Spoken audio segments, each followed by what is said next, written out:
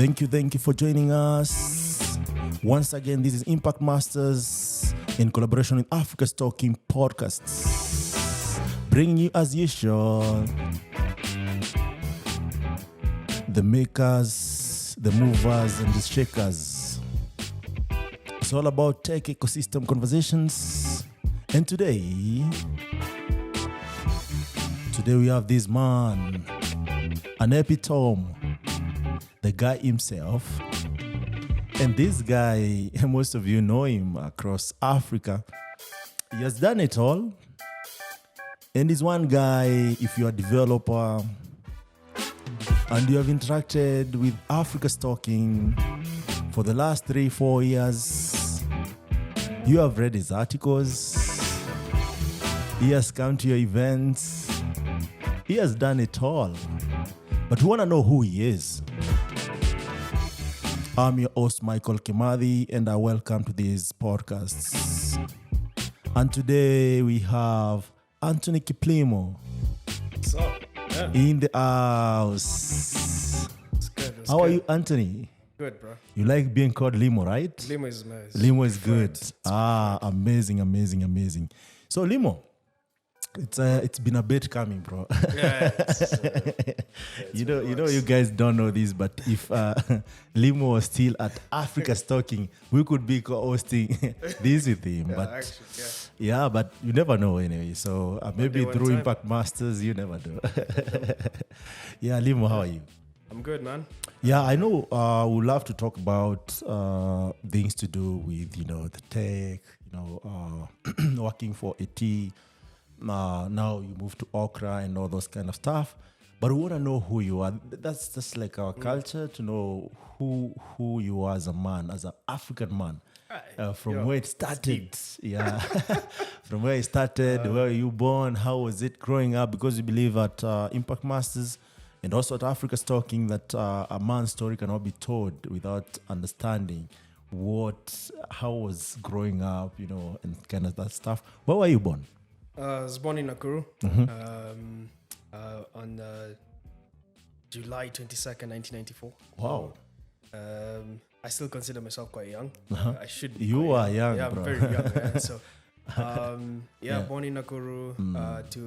My dad was a lawyer at the time, and a farmer. Mom was an assistant lecturer in 1994. But grew into university stuff. So I grew up in a very kind of like interesting household. My mom very academic. I stayed with my mom a lot in the early years. I'd say she was my main teacher who made me who I am in many ways. My dad as well. I mean, learned friend. As a learned friend, a lot to learn. I mean, just one thing I remember is when I was young, I'd go to his office. Really nice velvet floors, man, like very bougie stuff. Oh, nice. And it always used to make me go like, maybe one day I'll be a lawyer. And in some way or form, I became a lawyer, becoming a developer advocate. Yeah. So kind of integrated all those different things that happened when I was young. So born in Nakuru, born and raised. Knox Vegas. Born and raised. I never partied in Nakuru, actually. Oh, yeah? Which is interesting. Oh, yeah? I've always, I treat that place with a lot of respect. It's my home ground. This is home. It's home ground. Yeah, it's not a place to play around.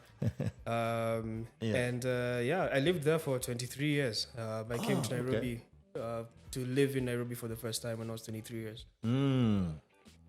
Okay. That makes a lot of sense. Yeah. So, which part of Nakuru? The bougie part of town. Which is? Milimani. So my parents were doing okay. They gave me a good upbringing. So you say. They were doing okay.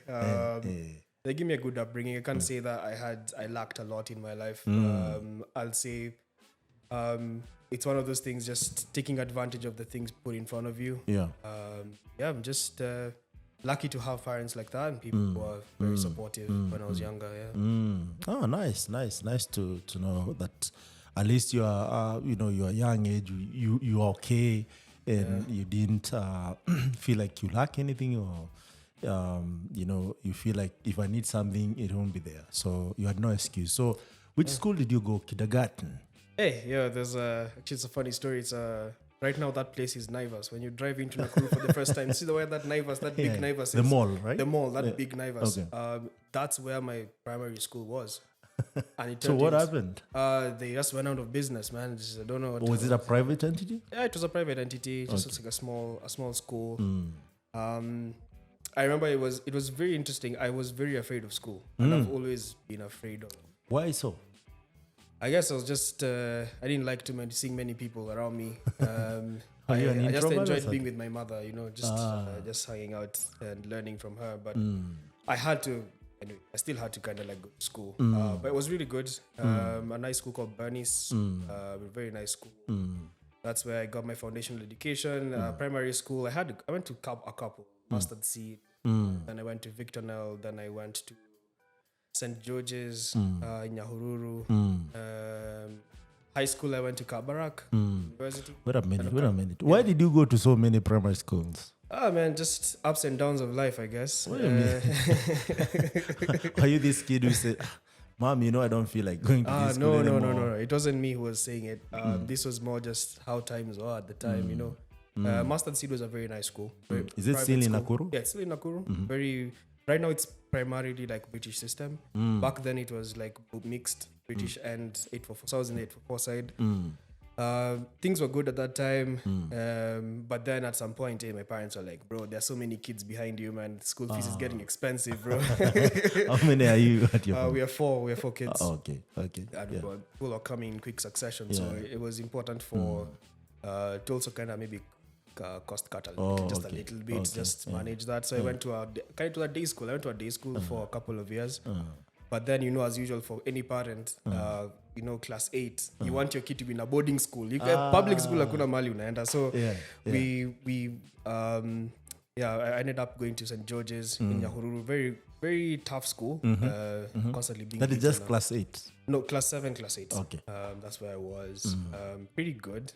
Made good friends. I think that there are few people that I still know and remember from that time. Pretty good. Did okay there. Then went to Kabarak If High you School. want, you can give them a shout out. Oh yeah, Martin Wanderi. Who else? That's the only guy.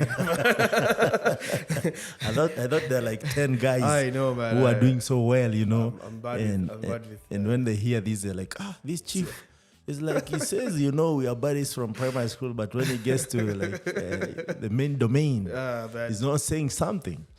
That's the only guy I can maybe. He's my best friend. We've lived together since we were children, so the only guy I can clearly remember his name, his face, everything. But a lot of people remember their faces, but maybe no. Okay. So what is that one thing that you remember from your childhood that never goes away, no matter what?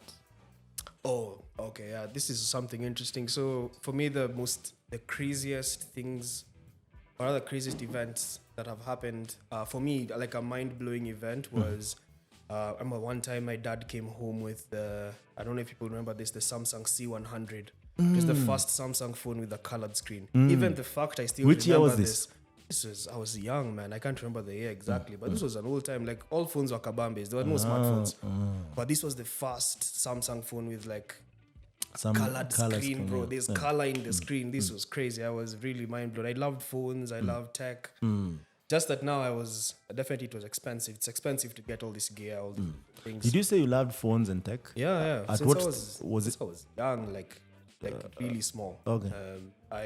I see a phone. I want to know how it works. Like, how is it able to make a phone call? It's like. So you're intrigued by that aspect that people can talk over the head. Yeah, it's magic. To be honest, like if you look at technology, it's generally magic. If you went back 200 years ago, met like your great grandfather and showed him what you're doing right now, You'll be killed. It's like, You'll be bro, burned it's witchcraft. alive. This is general witchcraft, and it's even getting crazier. I think for me, always maintaining that fascination as well with something is what builds the passion. You have to be fascinated by something to be passionate about it. Yeah. Oh, nice. So you went to your class 8 at St. George's? St. George's, yeah. St. George's. And so this, because I know as a kid, when you go to a new place, you need to make new friends. You need to like even settle in. Was that an issue for you, or you just went and you're good? Yeah. I mean, I always I typically have an adjustment period. I think the first day I remember I was dropped off, I cried. I think for like 2 days. I was very annoyed. I was like, why would my parents? This is embarrassing. This is horrifying. Like I'm being rejected. I felt I was being rejected. Eventually, I did make friends, and I just adjusted. I think I wouldn't say like I settled in perfectly. I just adjusted. And, you also have to. I always kind of remembered like at the end of all of this, I'm not here forever. This is kind of like a place to stay. It's an institution. Yeah, it's an institution of learning, so of lower learning, I guess. So when you call it an institution, it sounds like a prison. Because I mean, like many people who went to some of these public, just boarding schools, public or private, can tell you it felt like a prison. Yeah, waking up at 4, don't know to do what, man. You're a child. What are you doing at 4 a.m.? What time should children wake up? No, children should wake up at decent times. 6 a.m. is fine. That's okay. Yeah. I'm not saying they should oversleep, but 4 a.m., bro, it's cold, bro. And then they're being told to like walk. Don't know to do what. Go for preps and read a book. And if they have to wake up at 4 a.m., they should feel like waking up. It shouldn't be like you being whipped. Man, it was quite violent. But I guess it kind of worked in some way or form. It was a violent experience, but you're being whipped. We were beaten. I remember going to. No, this is not funny, but it the is way funny. you're putting it, dude, it sounds like one of those Eat Last Camp. I don't know if you have seen Escape from Sobibor. Yes. It's traumatizing. Dude, I remember I went to Form 1. Yeah. And I still had the scars from being primary beaten. school. Yeah. Why you that naughty? Or it wasn't being naughty, just man. Being just late. anything, dude. Like you're just being beaten, like you're not performing well, dude. You have like 78 or 80 in maths, and you're still being beaten. You are supposed to have what? 98 or 100. You should just get it. Like, why are you not getting the concept, bro? Why are you failing? Kind of ridiculous, does it? So, like, it was quite a torturous experience. And I remember the last day before KCPE rather, they told us, we are so sorry. We've been very hard on you, but we wanted to get the best out of you. All these beatings were not because we hate you. It's because we want to. And I was like, man, there's a better way to do this, bro. It's it's very violent. If you had a meeting with these, teachers, given your age, maybe they're still teaching the same place, or maybe a different place but the same position. What is that they would do different in terms of encouraging guys to get good marks? And to be honest, I think engaging with students' interests and who they are. But I also kind of like, I always try to see things from both sides. I think it's very difficult because you're in a classroom with like 40 students and you're teaching maybe different classes from class 5 to class 8. It's a lot of kids to try and be caring for and care for all these kids. Yeah. So I feel them as well. Yeah. While at the same time, I admit that maybe they could have, cared about what our interests were. I loved writing, drawing, and stuff like that. Science facts, things like that, technology. So maybe if that was possible, cool. Yeah. But I also understand, some of these things, it's a privilege. I have to take my kid to Turi to get that kind of attention. Yeah. You have to pay for it. You have to pay for it. All these things, maybe we talk about all this, but like at the end of the day, I understand there's a cost to getting a kind of quality. Yeah, a man has to get the multiple choice right.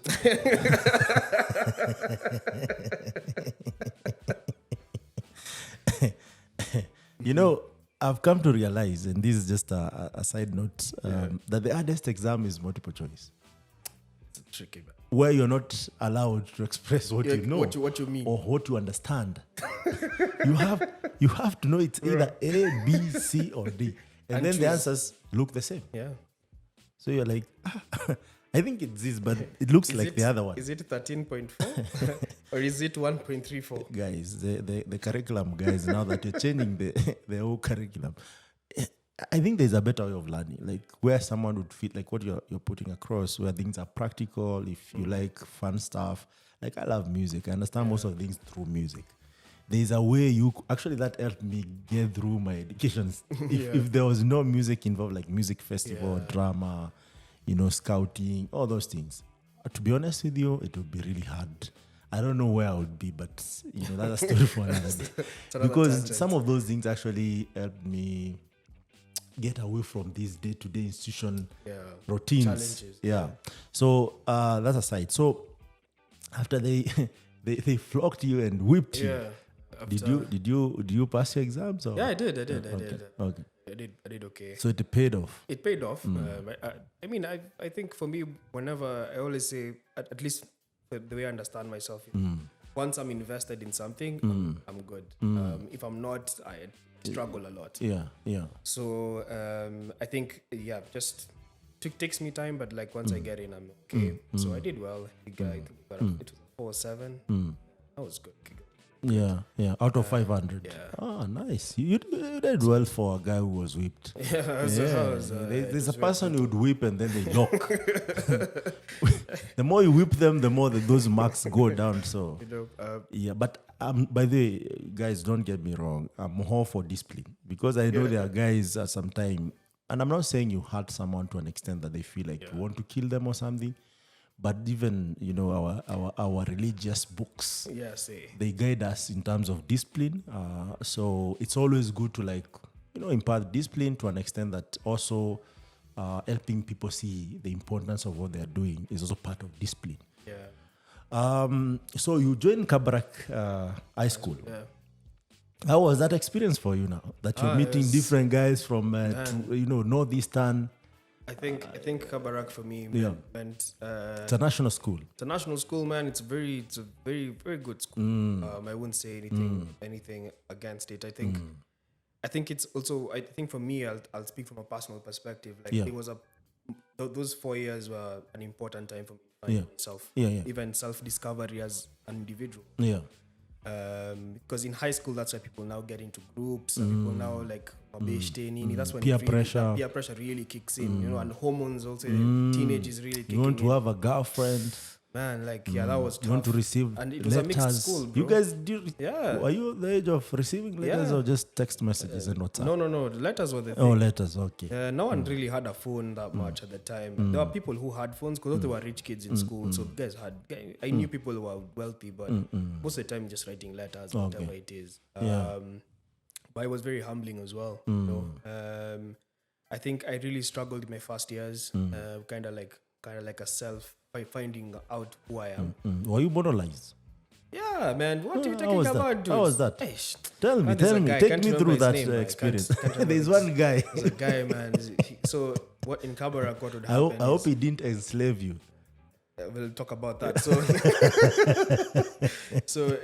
This dude. So there were cubes, right? And you guys had cube, eh? Yeah, there was a cube, and then there was 2 Form 1s, 2 Form 2s, 2 Form 3s, and 2 Form 4s. One cube. So that's 8 guys. 8 people. Some of them are old men, others are young boys who have just discovered who don't know themselves. what being a man is. Hey, boss. That was quite a traumatic experience. It wasn't even like anything, not being beaten up or anything, but even just how you're treated. You're not. You are nobody. You are nobody. You have to wash the Form 4's shirts. Every evening as if you're a slave. Spread their bed. Buy their bread. With your money or the money? No, they give you money. Some of them. Those it were depends. nice ones. It depends. Those were it depends nice. who you met. Oh, okay. So I guess it wasn't too bad, but. You could tell they use your stuff. They steal your tie. They wake up earlier than you. They sleep later than you. So if you and your shirts are more white. And they don't care. They look, even if it's smaller, they'll put it on. They look ridiculous, but they have a white shirt on. That's all they care about. So it was very tough. But at the same time, they beat you or something. No, beating was tricky. But there were rare cases. Yeah, rare. Some people were being harassed a lot. I felt bad for them, but. For most people, it was kind of just servitude, I guess, and then random stuff. Like I remember one time I was asleep, and then, or rather, I was falling asleep, and then he comes into the cube with a basket. He used to play basketball. This dude, this particular guy, and then he just come and hits. He bumps the basketball ball on your head. Oh my! And he says, "Amka ulale, wake up to sleep, bro." Where is this dude nowadays? I have no idea, man, and I wouldn't want to know. stay. He's one guy that actually traumatized you. I felt that was not cool at Yeah, all. yeah. But like at the same time, I think looking back, always like you're like. For me, I think of it as like, you have to also realize not everybody's your friend, bro. True. Yeah, like in the real world, not everyone's looking out for you. I think that's a very important lesson, because I feel also even in the real world, not most people want you to succeed, or they like you for who you are. And sometimes there are people who will just trick you to just fall into this trap that, I don't know what fun they get from that, but there are all those people. Their own traumas. But also, talking of monetization, I've had different stories. And for me, there's one particular that I resonate with most of the time. It's not that it's all bad in essence. And I think whoever invented it didn't have the malicious part of it. It's more like a way of initiating you to adulthood. If it's done properly, in terms of education properly. Because like I remember when I went to Form 1, and I keep giving this story. The map of Africa, this is where guys had drawn the map of Africa on some porch or something on the ground. And then I was told to point where my home is. By the way, this table is map. The table we have here is a map of Africa. And you're told, where is your home? That's ridiculous. Now that gives you some, and you're not given some time to think. Because they're like 5 grown men. Looking at you, man. Like, point us where you come from. I'm like, hey, where is Kenya first? And now when you go and do geography, then you start to relate that, or maybe if you're planning to join military or Air Force, you're like, by the way, these are skills I can use in case I'm lost in the war. And some of those, I'm not advocating for monetization where there is bullying and I have had people have been raped, which is really hard, So that is extreme, and I think there is something wrong with those people when they do that. And possibly if there is no monetization at all, well and good. But of course, also life welcomes you in one way or the other. Man, like if you're not monetized, the Swahili saying, siyafunza na mama yatafunza na ulimwengu. Yes, it's like, quite true. If you don't learn certain things early enough, like you become very naive in life. And you will be there are people here who have no mercy. You know what they say about Nairobi? Nairobi, bro. It has to welcome you. It's part of like initiation in per se on how people perceive life. But if maybe some of these things actually happen when you're growing up, they contribute a lot in ability to navigate and associate and assimilate, all those things that you require in life. So that was a great experience. Thanks for sharing, because not everyone who is okay sharing.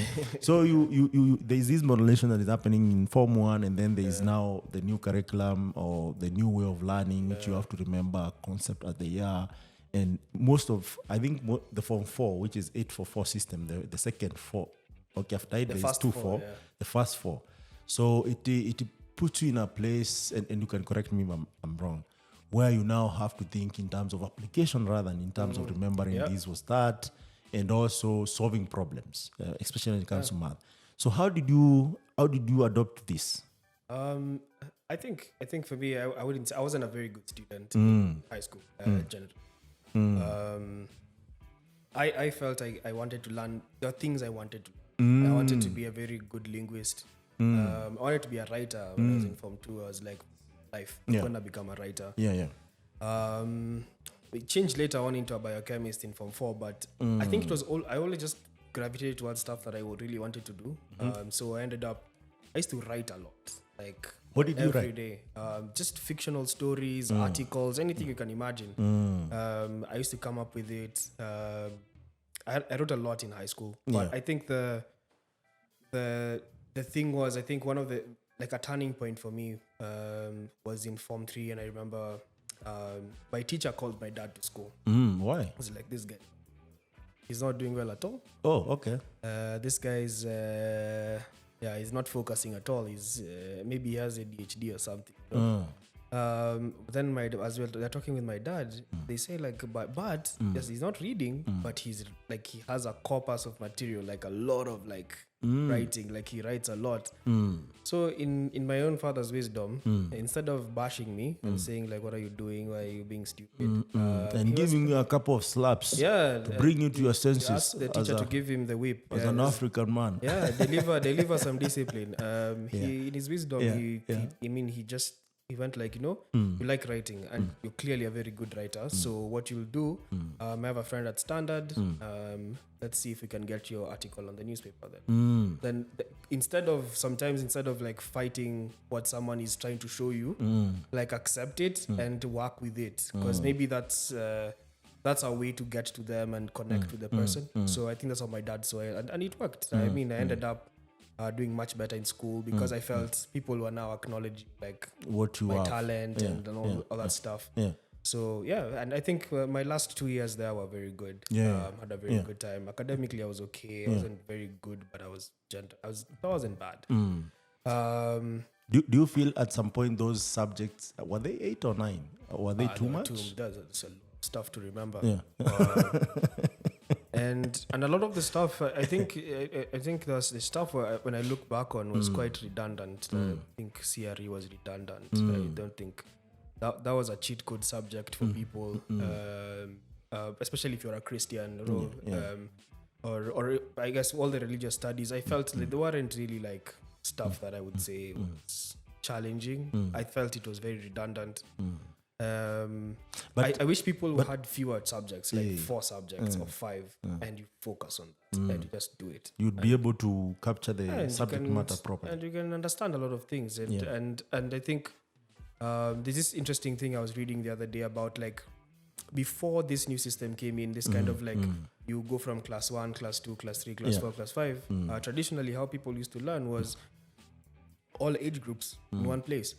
So what that did was that if you're a young person, you have someone to look up to. Apprenticeship. And if you and the older person has someone to teach, because there's something about teaching. So it's always entertaining. It's always engaging. It's engaging. It allows people to also exercise new kinds of skill sets. How to teach, like seeing like seeing an older sibling teach a younger sibling how to do something. There's something there that cannot be captured in a classroom because all of you are the same age. You're all stupid. So like the teacher is the only person telling you what to do. And people don't learn through just memorize.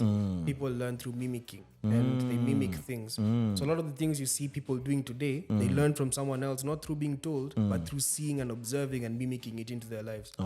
So like how that's how you should kind of like see it. So I feel that was something that definitely maybe wasn't considered, but also we can't fight it that much. We are here today, so it would be ridiculous to say that this is, but also it's good because I feel like if we know what is wrong and we don't say it's wrong, or what needs improvement and we don't say it should be improved, then it's on us. Because one thing I've come to learn with age is that whatever you see wrong, call it out. There's no one actually is there to fix it. Assume this was your world and you wanted to shape it. You can. And that's why you find whoever becomes maybe the president of the most powerful nation in the world determines most of the policies. Like in Kenya, I find us looking up to the United States. If they're doing something wrong, we copy. We assume maybe that's the right thing to do. But what if we questioned most of these things? We would be better off. And actually might innovate the best way to do stuff. Like I've seen this conversation coming up in different African countries, and it's the right way to look at it. So here you focus on biochem, as you said. And why biochem? I mean, it was fascinating. I think, as I said, like for me, it's always like whatever interests me and I put my effort into it always makes sense. So biochemistry essentially is just the chemistry. How does life actually work? How does your body work? How does a plant, like how does all the stuff you see around you, how does it work? And I just kept on learning about, I was really interested in the animal side because there are 2 sides you can go. You can go the plant side or the animal side. Yeah. I stayed on the plant side, on the animal side mostly, and the human side. I really thought there was opportunity there, but as I went along the way, I guess also uni was happening. I mean, I was 18 years old, 17, 18 when I started uni. I was quite young. Okay. Yeah, I was very young, so I think peer pressure also took its toll on me. But I will never forget. I think I still have the notes. I still have the books.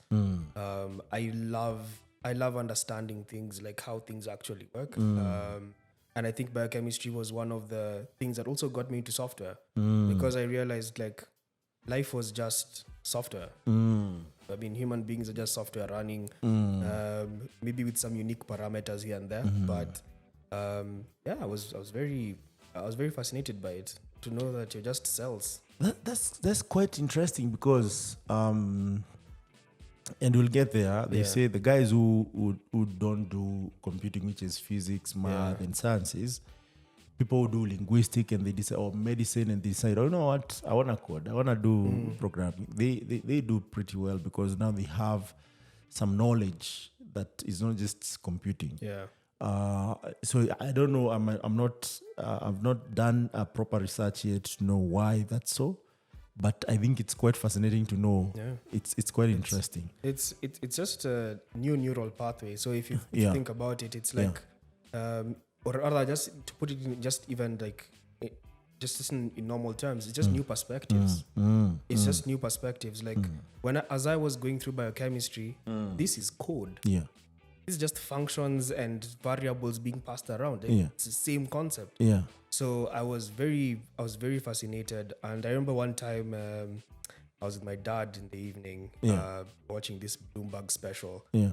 And there's this place, I think, I can't remember what its name. It was at an unchartered university. Didn't have a charter. Yeah. It was called Singularity University. You could look it up if you want. I think I've heard of it. Yeah, those guys are crazy, man. Like, they were showing projects guys are working on. And I remember there was one project that stuck with me for a very long time. So what it was like, they're a small startup, and what their goal was being able to fabricate life. And how they did it is like, life is made up of four kind of like molecules. Okay, then if I can remember the names, maybe I'm botching this. Any biochemistry person, I can help you out. I hope I don't botch this. So adenosine, guanine, cytosine. I can't remember all the rest. I was on the atom, nucleus, and all that. Bro, like, but I understand also atom is broken down into all these things that you're talking about. Now it's a molecule. Like it all these different things kind of make up DNA. And if you're able to replicate the DNA, you can. Their theory was you could make life, right? In general. So if you could, they wanted to form a startup that you could say, I want a blue cat, and they could print a blue cat for you using 3D printing, right? So they would molecule by molecule assemble the cat on your behalf. And I thought that was, I know it's crazy, it does sound really ridiculous. I don't think they went that far, but even seeing people try that, like, that was crazy. Next level kind of stuff. Yeah, man, I was like, dude, this thing is gonna be big. Yeah. But I think also at the same time, I had to be very aware that for me to work in a place like that, I need to have a first-class degree, number one. Which means you understand your area of expertise. Like, yeah, man, you have to be, and biochemistry is hard. You have to do a lot of physics, a lot of organic chemistry, a lot of pathways to remember about organic systems. I will never say that. I think if you talk to anyone who did med, they'll tell you biochemistry was their worst class. They hated it. So I was doing that for 4 years, and I didn't end up finishing. But I think for me, what was important during that experience was. What didn't you finish? The high school or? The university. Oh, okay. I was into Egerton first. Oh, okay, Chief, you're jumping the gun here. I'm jumping the gun. You're still in where you decide to take biochemistry in high school. That was in Form 4. That's okay. Because I wanted to know that turned you around. What was that? So you focused on that and then did your KCSE. Yeah. You performed really well. Pretty decent, average. Average. I would say like. To be honest with you, I always have a problem how people are graded because I feel like it's not fair. And the reason why I'm saying this is selfish. Like there are people who sometimes the exam comes when it's not their best time, or the other underlying factors that make people not to perform. And I've seen these actually in real time. And then you end up maybe getting, I don't know, average degree or average grade, which doesn't give you the degree of your choice sometimes, especially if you're going through the public job, whatever. System, yeah. And from there now it's downhill, because now you can't go back and do well, and then from there, if you're not careful, by the way, it can be really bad. South. Yeah, it can go. Which means we are smartest of the smartest people out there, who ideally with time you find them doing crazy stuff and like, where did this guy come from? You find a guy who just becomes an MCA and he is a class 8 dropout. Yeah. And more of class 8 is more amplified than the guy himself. No one cares to know who is this guy? How does he think? Yeah. What made him convince this guy? Yeah. Exactly. And I think as Africans, and because the reason why we're telling these stories is to highlight more that Africans are, and having interacted with different people, having interacted with different cultures, I've realized Africans are the smartest, bro. Crazy. By whole measures. Yeah. I don't want to say at these Just and that. schools. And it's showing up over time. Yeah. Look at all the industry. Look at the innovations that are coming up. Africans are doing it. And I don't want to say all innovations were made by Africa. I don't want to sound cliche. All I'm saying is that other people are smart, but Africans, they are smart. But do you know what's the problem with Africans? What's the problem? They don't believe it. It's tough. They're not given the platform to showcase it. Yeah. We don't celebrate ourselves enough. We don't. We don't even showcase what we do. Yeah. We're always looking out there. If you want something out there. And I can't blame people who look out there, because at the end of the day, I think we need a paradigm shift. Now, that's aside. So, Chief, because you had jumped the gun, let's go there. So, you perform average, you join Igaron University. Yeah. That's another new experience. Completely. No one is monopolizing you. There's no one there. I think I think looking back on university, I say it's life sandbox. Sandbox experience. That's where you meet people for the first time. What your thought? There's something I wanted to ask you, which is very important. So in high school, you didn't join all these clubs like music, ska? No, not particularly. So I wasn't very athletic, number one. Number two, our school had a very strict system. So you had to perform pretty well for you to go for music festival, drama festival and stuff like that. So I didn't go. Yeah. Oh, okay. So, but at the same time, and also I think I was very reserved a person. So I joined the journalism club in Form 3. And I think by Form 4 I was like the chief editor, and I was the one writing the articles, posting stuff. It was really cool, a cool time. I was experimenting. That's where I actually that learned. reminds me something. Yeah. Go ahead. Yeah. So I learned a lot about just like how to. We were in charge of making the school newspaper and stuff like that. So I felt good. I felt it was a good time. I also did, we were internal, like inter-house competition for drama festival. Yeah. Me and my friend wrote a play. Nice. We directed. Yeah. We starred in the play as well. And we won everything. Nice. Yeah, that was lit. When you talk about plays, now you trigger some some talent I used to have. Maybe I still have. It's only that I don't practice it. Maybe I practice. Thinking of it, actually, I practice it. It's only that it's not in the form that everyone would say these are play or these are theater or these or that. I used to do. I used to be a playwright immediately after Form 4, but for me it was more like, how do I make some money, man? When you're after Form 4, I didn't come from like a nice background where everything was provided for me. So it was more like, how can I get an extra, some extra coins here to do whatever I want? Or if I'm taking a girl out, that's the time you are dating, you're trying to see who would you like get serious with.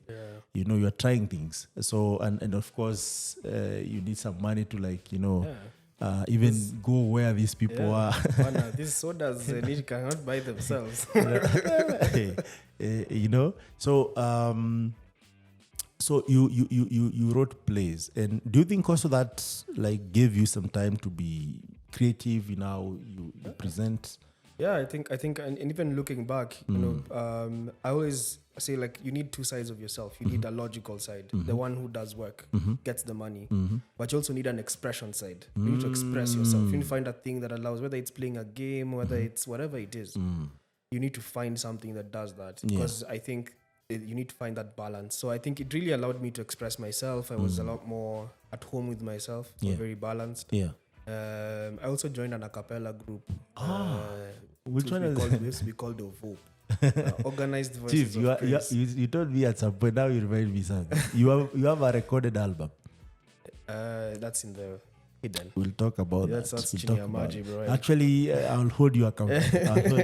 Because there's a conversation we had before you left a tea, which I was like, where is this thing? But we'll talk about it. No pressure though.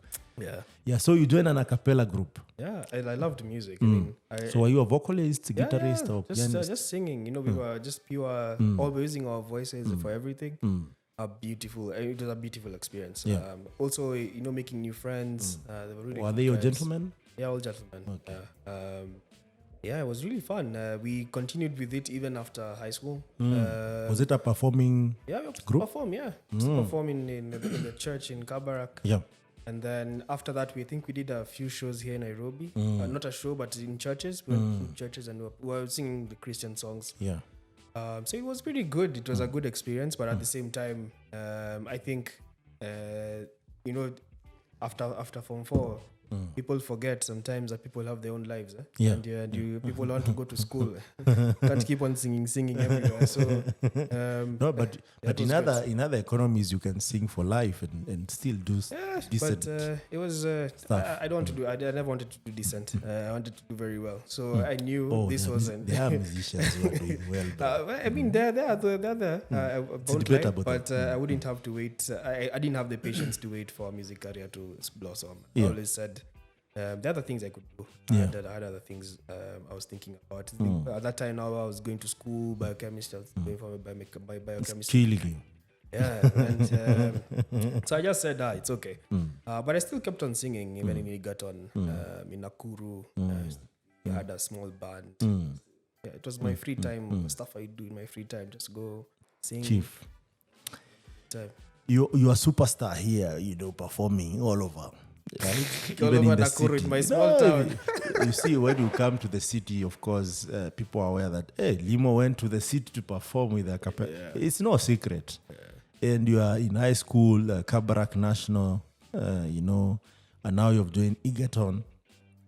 There's peer pressure, there's puberty and adolescent. You didn't have someone in the vicinity. In what sense? Like, did you write letters? Did you send like I saw guys sending letters with the powder? Yes, you have to smell nice. Yeah, you have to spray something, body spray on it. You know, did all that stuff, and it was. You didn't find that as a distraction to the main purpose? It was a distraction, sure. I think for any guy. Or any, if you attract whatever sex you're attracted to, like it is a distraction. It keeps you whatever occupied. Sex. Whatever sex you decide to be attracted to. It is a distraction. Sometimes makes you, you know, you're either in a relationship or you have a crush, someone you're thinking about all the time. They don't think of you, but you're thinking of them. You're unakanyaga the mental roads. So I mean, just it was there. I was a young man. Yeah, definitely. You did it all. I tried. I tried to test the waters. The reason why I'm asking you this, I know this is personal, and sometimes someone might. I don't want to mention names here and get rejected tomorrow. Or maybe what you're saying, like no, it's normal. So I want someone who will listen to this whatever time it will be, because this what we try to converse here is timeless. I want someone to learn something from it. Like it's okay to to like someone, to write a letter, maybe to call, to WhatsApp, but don't overdo things. And also expect people to reject you, because I've seen guys commit suicide, kill each other, do all this stuff, and crazy. Otherwise, if they had known this beforehand, things could be different. So, guys, it's okay to let me use me as an example. I used to write these letters a lot. I used to be this guy because I was trying to be out there and understand how people think and how people perceive stuff, as well as interact. I was one of the, when I think about it, I was more of an observant than a guy who would go out there and engage people. Yeah. Because I'd go there with the intention of like, I'll get a new date. Maybe I'll meet a new person or I'll know people more. But when I get there, I find myself more observatory. Like, what is happening? Yeah.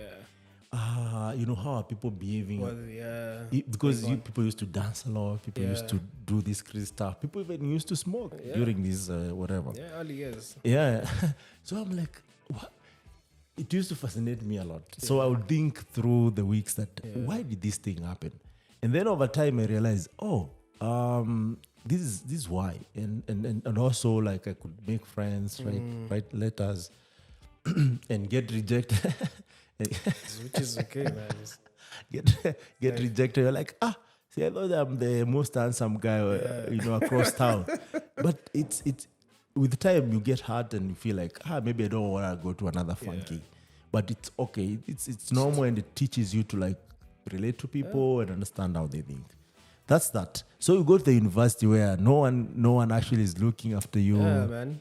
You can go to class if you want.